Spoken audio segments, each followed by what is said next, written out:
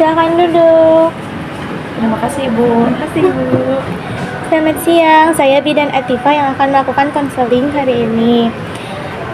Selamat siang Ibu, saya datang bersama kakak saya untuk bertanya mengenai kondisi kesehatan reproduksi saya.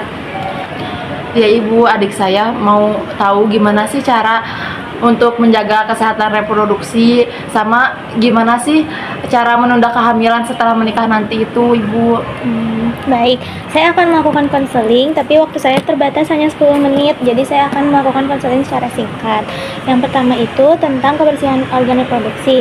Organ reproduksi itu harus dibersihkan secara bersih dan tuntas, jadi tidak boleh ada noda yang menempel di organ reproduksi.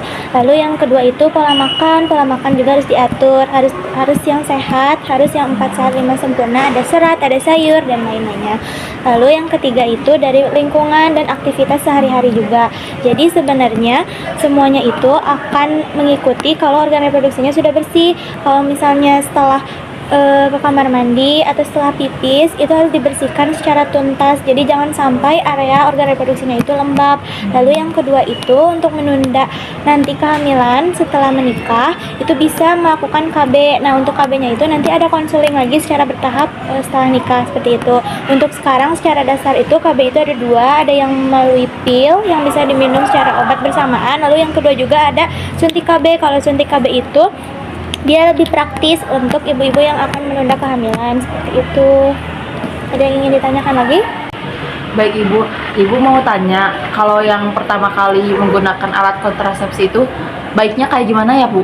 Kalau yang untuk pertama kali itu biasanya disarankannya itu pil KB, karena kalau pil KB itu bisa dimakan secara bersamaan dengan obat, jadi disiplin gitu waktunya. Kalau misalnya suntik KB itu biasanya banyak dampaknya gitu. Jadi kalau pil KB itu sebenarnya banyak dampaknya, tapi itu lebih praktis sih kalau untuk ini. Tapi disarankannya mending cobain pil KB dulu.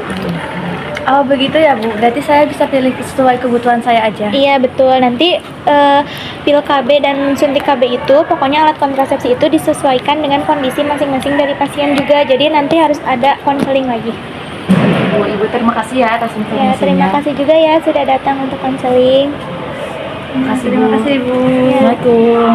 Sehat selalu.